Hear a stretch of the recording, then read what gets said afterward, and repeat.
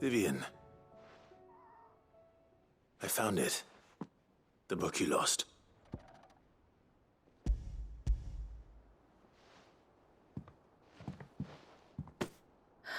You found it. Thank you, Clive. Even though I asked this of you, I was not entirely sure it would be possible. I feared the executors had seized every copy. I met with one of these executors, and I convinced him to let me keep it. He told me something. That the truth is just a matter of collective belief. And that if enough people believe a lie, that lie becomes the truth. It does. But it also means that the truth is not immutable. That it can be changed. Provided that those who wish to change it can convince enough people that their perspective is the correct one. As the sad history of the bearers proves. You said that the book inspired you to become a scholar. It did. Or its author, rather. She was a heretic, you see. A firebrand and a dissenter. A gallows stood ready for her in every corner of the realm. And by shunning society, or perhaps being shunned by it, she stumbled upon a truth so potent that an entire realm trembled at the prospect of its utterance. I, too, have always felt somehow set apart from the world of men. A stranger to my own species. She taught me that my solitude was not a curse, but a gift. And that, though my journey to the truth might be a lonely one, what I found at my destination would be more than worth the cost. Do you still feel that way? That you're not one of us? Honestly, I'm not entirely sure anymore. Since coming to the hideaway, I find my thinking somewhat clouded. Perhaps the result of studying mankind from a rather closer perspective than I had intended. But the more I study, the more I find value in this perspective. In looking not from the outside, but from within. So if you'll permit me, I'd like to continue my work here. Remember, Clive, when enough people believe, belief begets truth. Give the men and women of this benighted world the gift of truth. Make them believe in you, as I do. I'll try, Vivian. I'll try.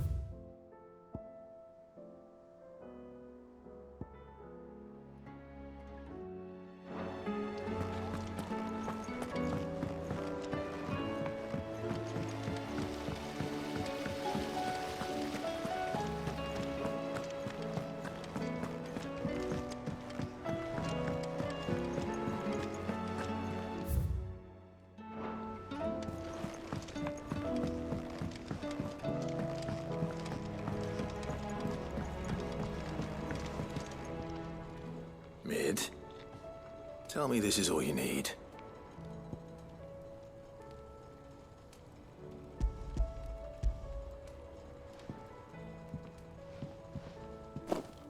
Aw, you make it sound like I asked you to save the world or something. Tell me this is all you need. It's most of what I need. After you left, I went over the figures again, and I realised I'd forgotten a 1 and a 0. And and a cogwheel.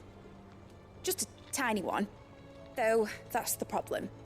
Gears that small are a bastard to make, and I may have lost the one Blackthorn spent a fortnight toiling over. Wait. The children. When they took apart your scales, there was a tiny brass gear. Now that I think about it, they didn't use it when we put the scales back together. The young'uns? But why would the... You know what? I don't want to know. I'll keep working on the model. You go and find that cog.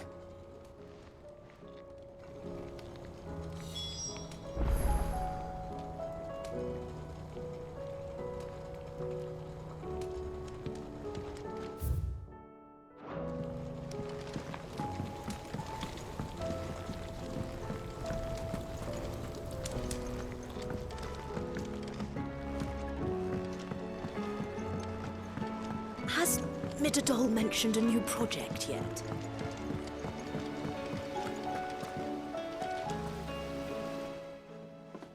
Sid! Is Mid still hiding from us? She wasn't hiding. She's fine. She's just busy working on her next project. A new invention? What is it? What is it? Is it an airship? I bet it's an airship! Do you think she'll let us help? That just so happens to be why I'm here. She needs something special, something only you three can provide. A brass gear. A tiny one. One that might fit on, say, a set of scales? Oh, the one you forgot! We remember! We saved it, just in case. It's in the bag of bits. Since your lesson, we've been disassembling, then reassembling everything we can find. All the pieces that are left over, we keep under our beds, just in case. That's good to know. Look! I found it!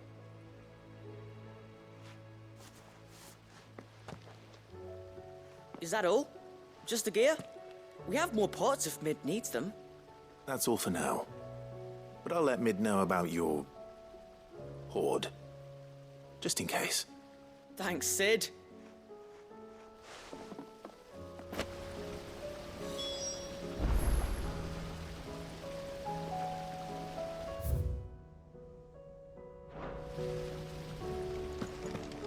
Whatever should I write next?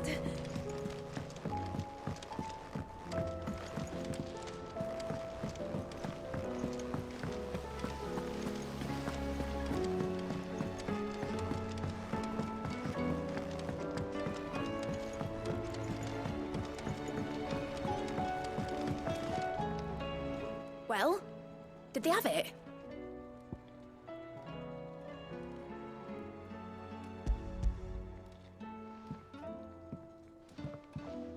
They did. And they kept it somewhere nice and safe.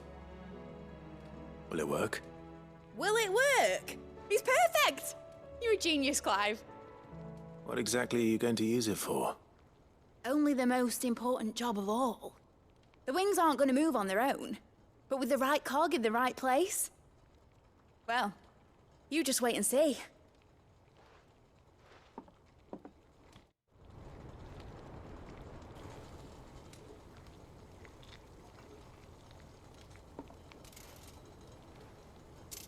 That should do her.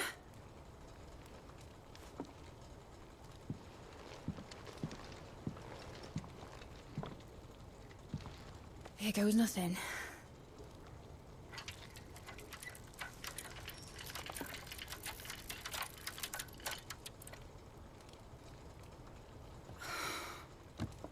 Titan's tits.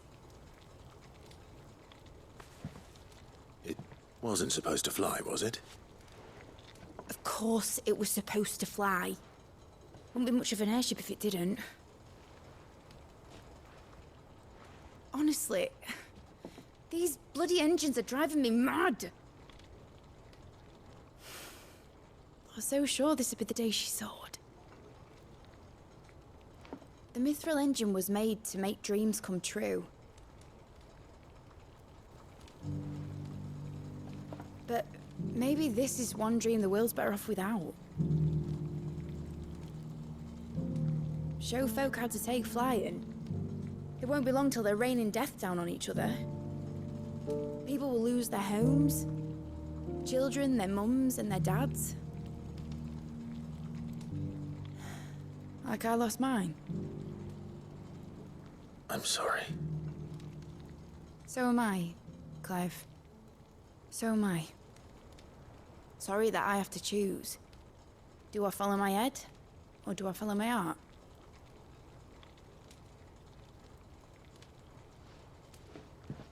Good question. The first time I stood on the deck of your ship, felt the wind in my hair. It was like I was flying. But imagine how it would feel to actually do it.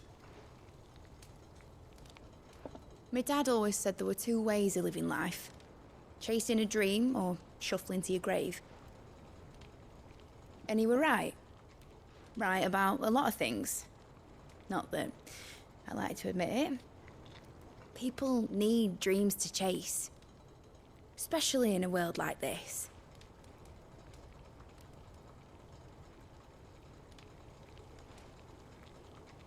Right. When this is over, I'm gonna take all my mithril engines to Zemeckis and sling them over the edge. I won't have my dream end up turning into someone else's nightmare. But all that hard work... All that hard work will not be used for war, Jamie. But it ain't like it'll be gone. Tell me, Clive, have you ever been on a treasure hunt? Not since Joshua and I were boys. Why do you ask? Because I'm gonna bury the engine schematics and leave behind a little riddle telling people where to find them. A really hard one, so that only the most dedicated dreamers will ever be able to work it out.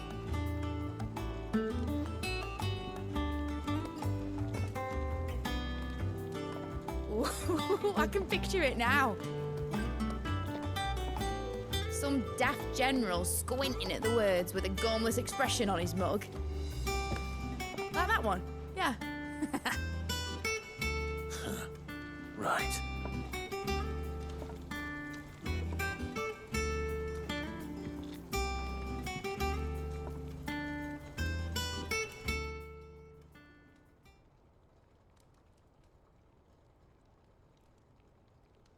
Of course, if I'm putting this engine at the end of a treasure hunt, I'll still need to make it a treasure worth hunting for. Won't be much of a prize if it couldn't even make a toy boat fly after all. My dad always said, dream big. But it ain't the size of a dream that's important, is it, Clive? Only that it's a good one. And I reckon I've got a fair few good uns left in me. I'm sure you do.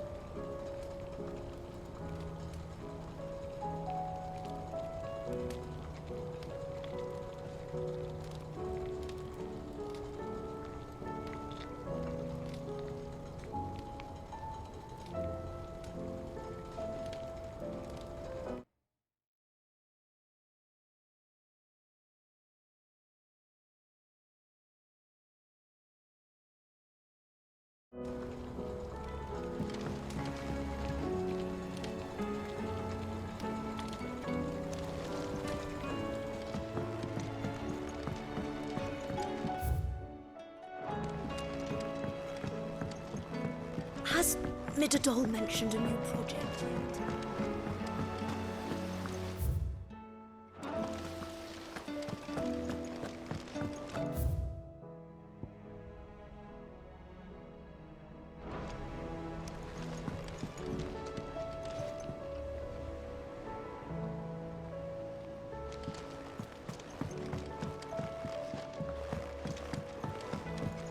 Miss Shirley says your books made quite an impression on her.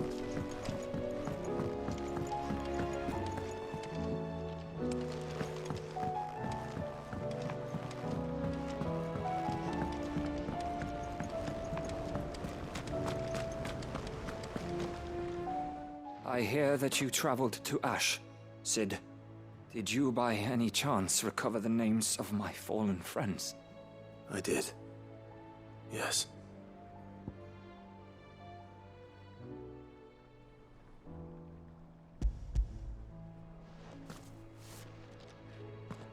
If I may. The bearer registry.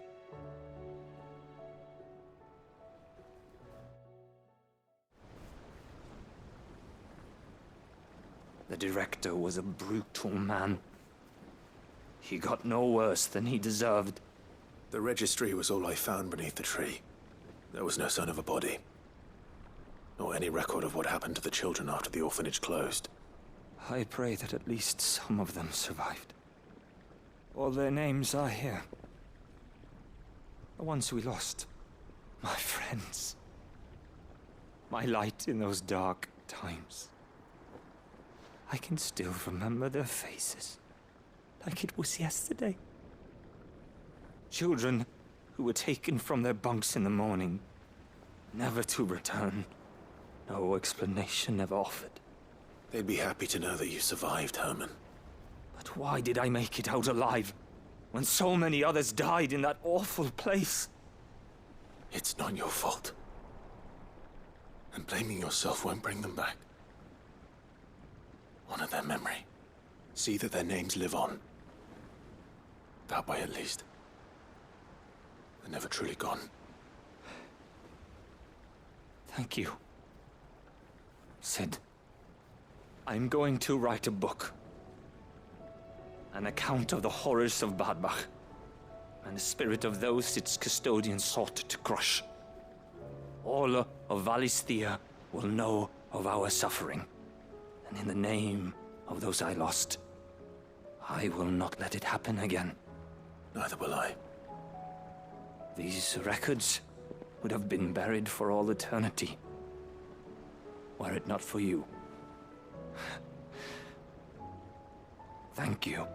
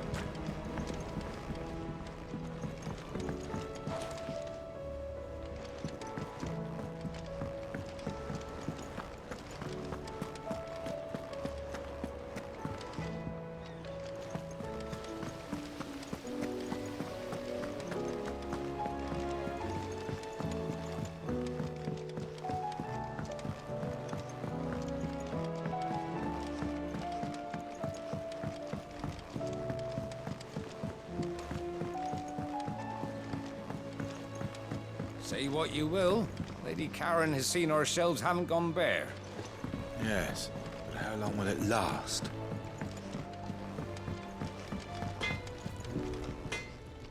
do I owe the honor? What do you want?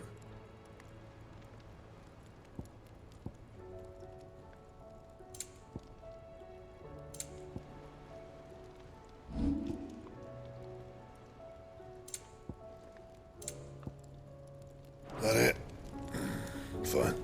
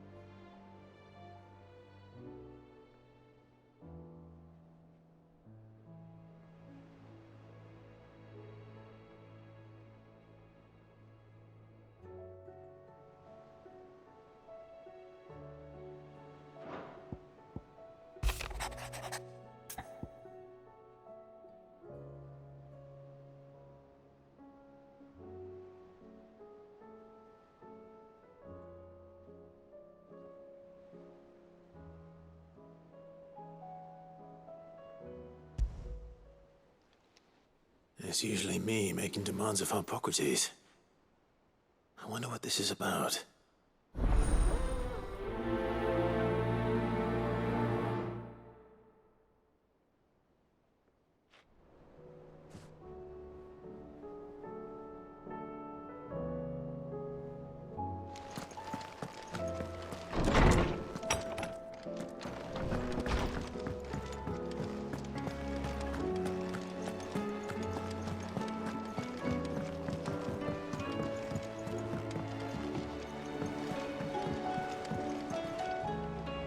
Uncle, I bring good news. The Field Marshal has agreed to your plan.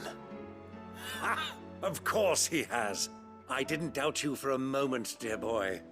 Rutherford is accompanying him back to your manor in Porter's Alder as we speak. They will await your return there. As will one other. One other? Who, exactly?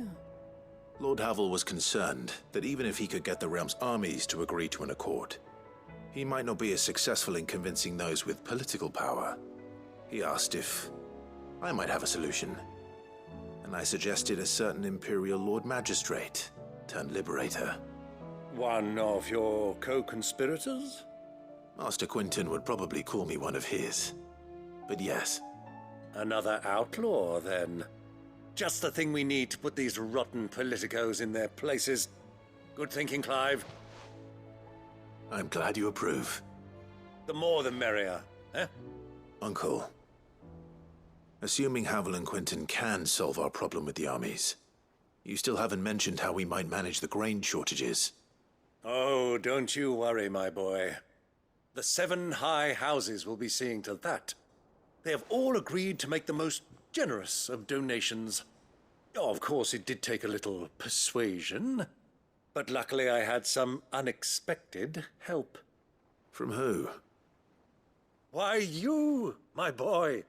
Rumor has it that you rescued the Lady Ariane's head steward Rockford from a horde of bloodthirsty bandits. It was more of a handful. Well, the old battle axe was so pleased. She had a shipload of talents delivered to my private docks by the next new moon. And when the other houses saw the parsimonious old crone's purse strings finally loosen, they as good as tripped over themselves in the rush to follow suit. I'm happy to hear it. Now, I must be getting back to the manor. Join us there at your earliest convenience, would you? Of course, Uncle.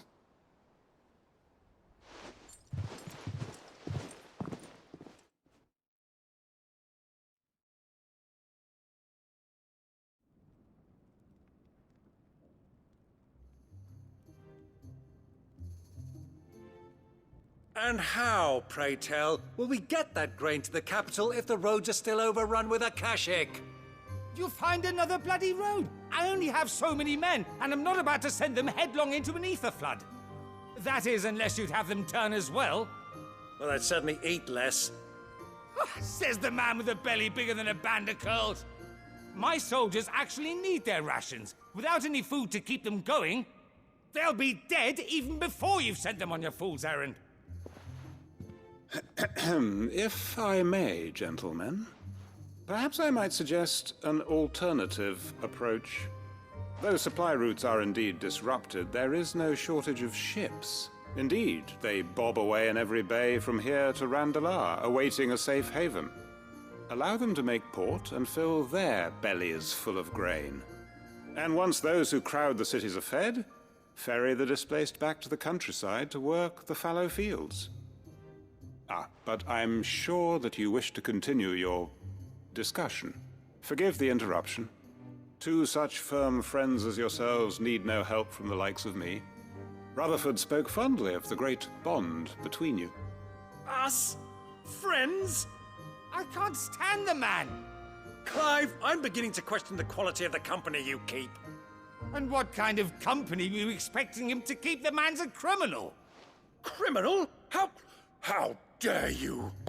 You are not fit to breathe the same air as this fine, upstanding young gentleman. Upstanding? He calls himself Sid the Bloody Outlaw! Once more onto the breach.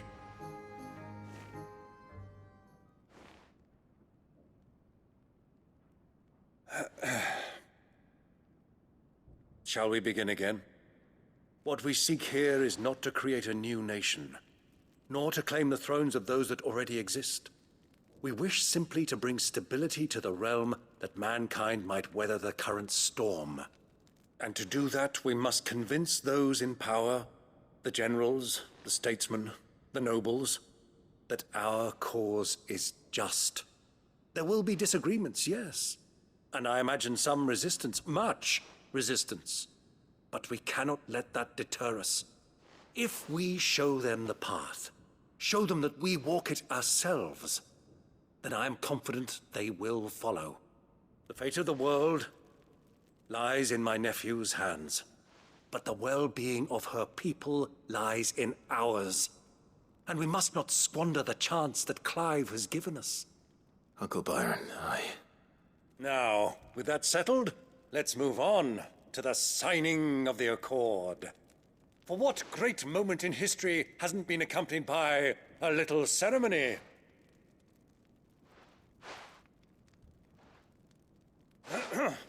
Citizens of Valisthea, I present to you the Tri-Unity. Rutherford, Mike Will.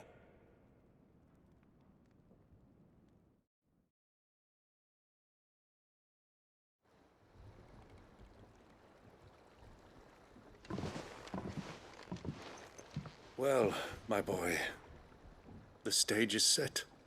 that it is. This is the role you were born for. Now I ask only that you trust in the talents of your supporting cast. We shall play our parts to the best of our abilities, that you might have the opportunity to shine. The realm needs its Sir Crandall. And there is no better Crandall than you, Clive. I want you to keep this signed accord as proof of our faith in you. I will. Thank you, Uncle.